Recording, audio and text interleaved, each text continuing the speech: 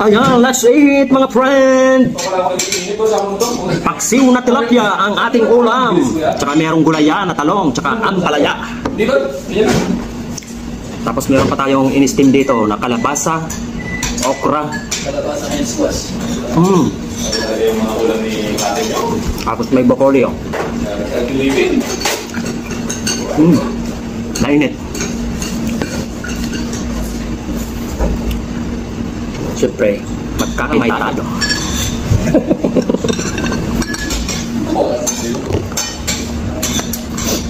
Yan, oh. Masapog. Masapogo ng karabasa. Pero pang ano to? Parang patola. Tatula.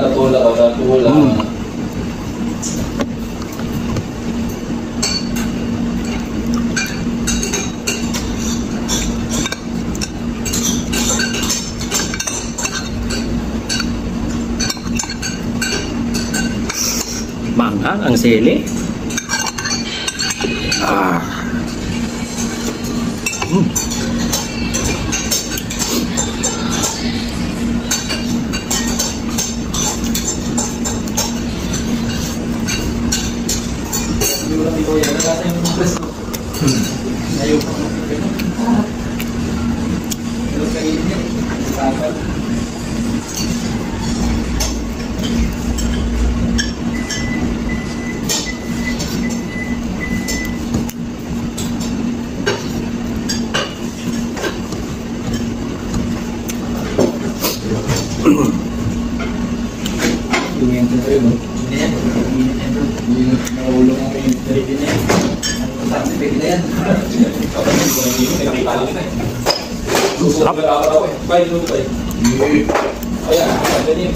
Sige. Dito sa ating mga sasakyan, no? Pagka nakalamig, no? Kaso, bago mo rin din yan, sangahay ka na eh. Expectation na sa reality ng buhay. Pero, hindi, minuto. Ito lang. Fresh mo na.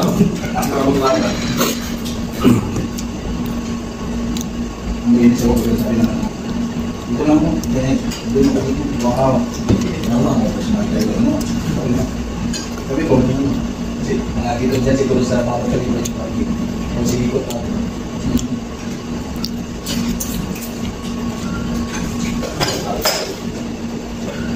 Tapos kasi. Nangata rin pala. Ha? Nangata. Modern. Tanpayin ko ba yan? Kami yung ulam nila parang ano yung sa mga handaan. Kami namin yung kapit. Wala na bumubuo ng item nila ng smell. Sa kaya mga taga-pagmana ng mga niya.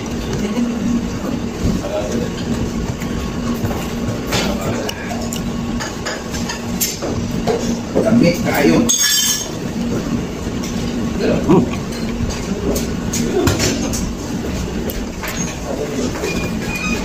First time mo nakita kang bilang kabay. Nagagas ko na. Sobrang ba? Madalang ko lang yung brother. Kaya magdala sa akin sa table. Sobrang ba? Ay, isang tao sa mga kapag. Maraming din. Tama, ang nanay ka. Parang nga ito. Sulungin mo naman yung sigura. Masarap pa naman ito. Sarap yung isang maligaw na ano. Libre? Oo. Sarap to. Pero pang isang brand nito eh. Doon sa outside lang kami yung cleaner. Isang mawin. Maganda pa yung square niyan. Yung parang ganito lagayin niya. Yung ganito ganito. Yung kulay yellow. Pero din doon yung ano yung gawing ito na yung gawing. Ito lang masarap niya, yung kulay green. Puro laman niya, bulahat sa tao. Ang pangkat mo. Grabe. Mga wala kang katapuan ng nakunan mo. Nakakaroon. Yun. Sulit din na kayo. Maganda pa kayo muna nila dito. Paano naman ako? Nasa yung dalawa sa ako. Kapit mo yung ganito.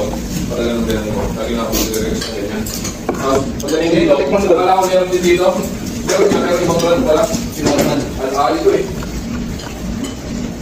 Buti di mo natin yung luto dun ba? Hindi, pero masarap sa Mindanao ganyan yung Spanish type. Kahit anong isla pwede nilagay. Tanaw na sino, focus din na. Kapag kaya sa lingwa lang kung may lupo talaga doon. Siyempre. Ang masarap na doon to, yung nalalaman yung sabaw. Yung may uling na ano. Ang niluto na nyo. Yung ulog na yun. Akala mo uling. Masarap ang ano?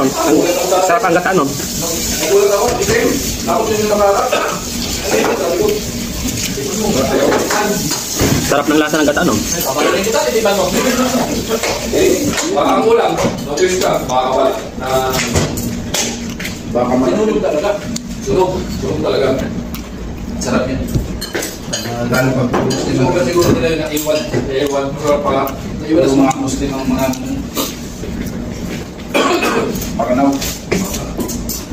Nusulog mo na yan sa uling ng bagol. Sarap, no? Tapos, dinilipig siguro yun, no? Pinabayo. Luto si Viking yun eh. Bango ng ano ng sabaw. Saka yung pastil. Masarap ng mga katutubong pagkain, niluluto sa kawayan. Ano sa kapas? Yun naman ang sarap. Pinolas yung sarap. Sinat sa ulo. Tapos yung kanin nila, ikata. Grabe talaga. Yung sinasabi kong sabaw na yun, sumikat doon sa amin, sa Manila, sa Taguig. Piniproduce yung ano, ang pagkain na Overton na. mahalaka. Sarap kasi. Ay, may ikata. Yung siya, so kahit walang gata, parang maglalasang may gata. Tapos may smoke flavor siya kasi sunog yung ano. Ganyan. Kaya lang, tagal yun. Nagawin yun. Sunog eh. Sunogin mo pa. Sunogin mo pa. Pero ang galing. Parang mong may pagkain ka doon. Mga lutong kapanahon na ng mga ano yun. Pastila. Kami nga naman palimutan na yun. Hindi yung aksidente lang yun. Hindi kaya na-discover, masarap pala magsunog. Na-accident yan, no? Sarap pala. Sisig na kapagpangan. Sabihin, gawin na natin ulit. Natapon lang yung mga panahon na nabalgano yung mga ano eh. Bala, yung ulo. Para hindi mo sayang. Para di masayang inihaw ni Lola. Tapos, tinap-chop niya. Iwan din yung kalamansi sa ano, sisig. Sisig. Buyas, hindi naging sisig. Parang Okay. Special din ang kapampangan.